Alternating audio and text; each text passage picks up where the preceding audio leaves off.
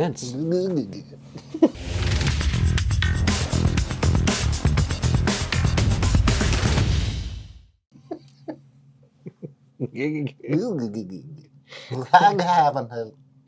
So, well, the first thing on the docket, if That's not even a. it's not that's even not a even word, thing. it's just Who not says that? anymore. I don't know. But the first thing that I have down here is that there's a high school fall retreat. It's next week. Yes. Yeah. It's next week. It's the It's 14th through the 16th. happening. It's exciting for high school students and Mhm. probably for parents of high school students Yeah. because their kids will be gone for Yeah. a couple days. Woohoo. But I want to just, if you are a student or if you are a parent of a student, Nah. and if you have questions about it, I would highly recommend that you contact Ryan and ask him those questions before this event happens. Ryan Nathaniel Summerhill. Make sure to get the 411. Give someone a unique middle name. Like That might actually be his man. I Kind of think sounds right. Yeah, it might actually be his name. Can neither confirm nor deny. Yeah, it's probably something simple like Connor or something. Nathaniel's not. Nathaniel sounds right Complicated. though. No, it sounds right, and Hmm. you might be right. Yep. We'll have to ask. But that's the first thing, and then Young at Heart is every third Saturday at 12:30 p.m. and they meet here in the Fellowship Hall. And this month, that is the same weekend. Ooh. Because that is the third Saturday, October 15th. Plot twist. They should just go to the high school fall retreat with them. that would twist the entire retreat That'd be too. great. Show those whippersnappers how to play cards. Yeah, and have Do a they good play time. cards? I don't have any know. idea. I need to go. They have a great lunch. I Mm. do know that.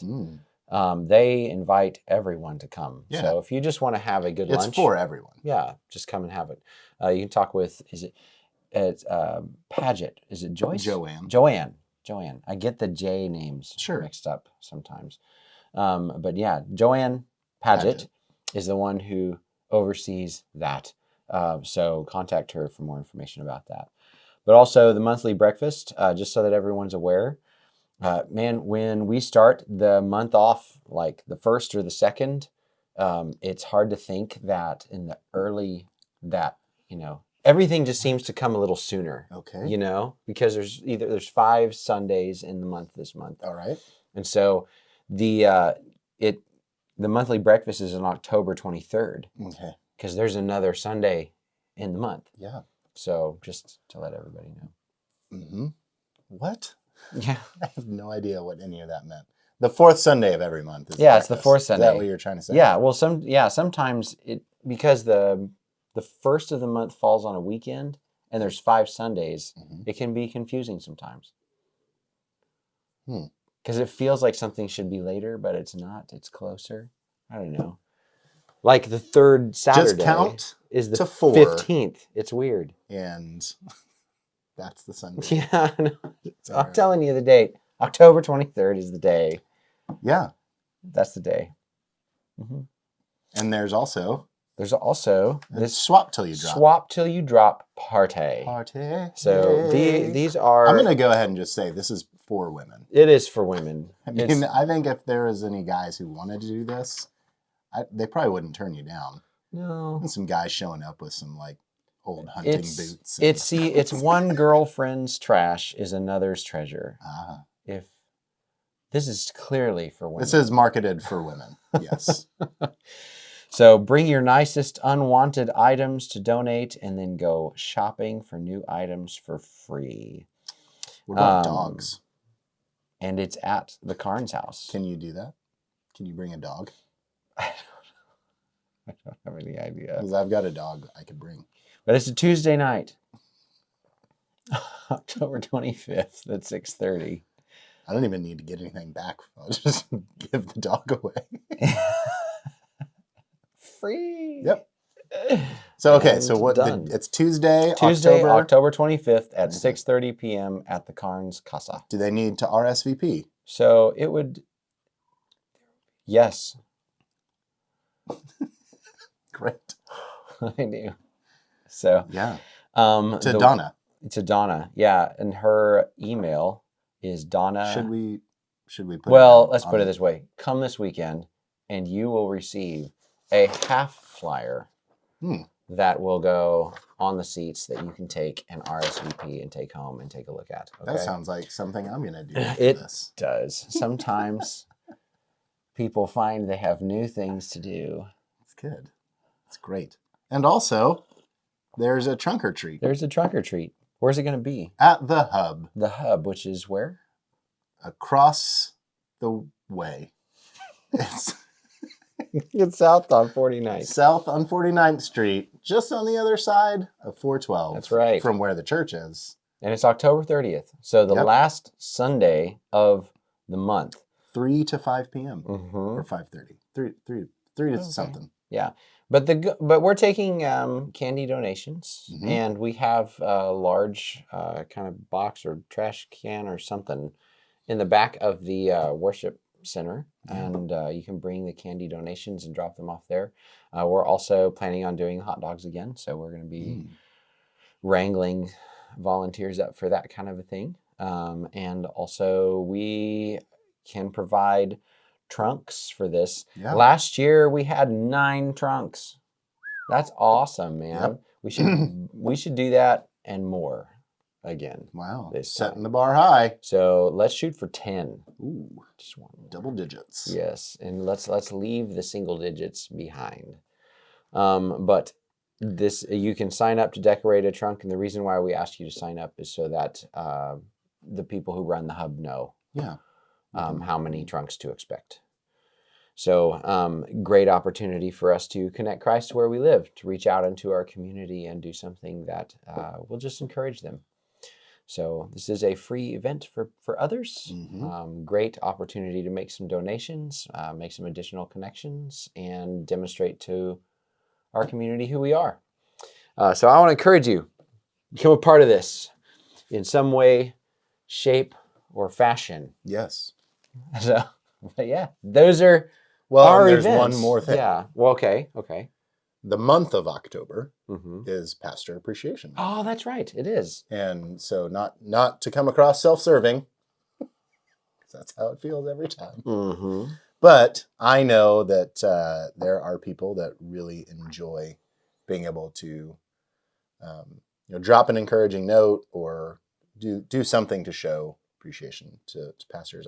I've even seen like guys on Facebook who every day or every week of the month will post an appreciation post of a pastor in their life. Okay. So really cool. So it doesn't have to be a monetary gift or anything. Mhm. If you want to do that, it's clearly will not be upset about Right. it. But right. but really the whole point for me is sometimes when you're in ministry full time or part time, it can feel like an island where you just are constantly going, and Mhm. you if you're not careful, if you're not in the Word and you're not following the Spirit, you can often hear the negative voices and start to drown out everything else. And I think that's just Satan's way of trying to discourage pastors. And Right. and if we're not effective, then he's winning. So Well, and how when you plant a seed, how Mhm. long does it take for that plant to grow and then produce fruit? Okay. And sometimes it takes a very long time, but it's an awful lot of work to nurture and bring that to happen. Well, the same thing happens in ministry. We are seed planters. Hmm. And we are nurturers of the seed of the word Mhm. in people's lives. And it can be discouraging Mhm. if we don't hear that, hey, it's making a difference. Yeah. And Yeah. that's what this is, an opportunity to tell us, hey, it's encouraging. It's Yeah. very encouraging. It gives us extra little oomph to keep going. Yeah, and like in my office, anybody who writes, I've got a space where I keep all of those, and I'll Mhm. often. Yeah, I have I have a stack in Yeah. here. I keep all the cards. So they're important. Yeah, they It's are. not like just something we throw away. Mm-mm. Like we really care for that, and so. And apparently I keep the bags that gifts come in as well. Yeah. Well, there you go. Keep So bags all too. month, October is Pastor Appreciation Month. Yeah. We missed it last week. Yeah, we did. Sorry. But there'll be a table at the back of the worship center Mhm. with some baskets. So if you want to write a note, if you drop a gift and you know, You can come into our office and drop something off too. yeah, any time of the week or the month, it's fine. Don't have to be on just Sundays. But, you know, keep in mind, you can get creative too. You know, Nate likes Texas sports for some reason. They're just awful. They're just not good. That's not true. Okay. You're 3-1. Actually, Cooper Rush. Cooper Rush is pretty good right now. Dak's out of a job. Dax, well, I'm telling you, man, if you can go in there and you're concerned about some of these teams that they're facing and they pull it off and they win, Yeah. that says something. But right now, the Dallas defense is the I- best defense in the NFL. I feel way better about So- Cooper Rush than I do Russell Wilson. I agree with you. I've tried to watch some Denver games, Oof. and it's just like, It's rough. oh, this is hard. But yeah, so, you know, Texas stuff. And he likes muscles, mainly on him. You know, probably not like, I like muscles on other people, but that's Well. awkward to say. yeah. Great muscles. It's so awesome. Ryan likes kickball, Sometimes Chick-fil-A. he likes lunch. Yeah. Mhm. Star Wars. He Really likes into Star Wars and Marvel. And he really into those comic things. Yeah. But yeah, just give you some ideas for him. And what is it that you like? I like pumpkin spice. Yeah, we're all coffee drinkers. Yes, we all enjoy Coffee coffee. is fantastic. Yeah. But obviously you like music. I do enjoy music. Yeah, mostly acoustic Good. stuff. It's good for the soul. So yeah, but there's all kinds of acoustic guitar gifts out there. Sure. So But I think we've harped on that quite long enough. yeah, Just so you're aware and you're not taken by surprise. yeah, those are some unique things about us. I mean, you come into the office and you'll see the decorations and hear at least Not in mine. what teams I prefer. My office is a train wreck. But those are some ideas. Events. Events. Yeah. Sunday warm up.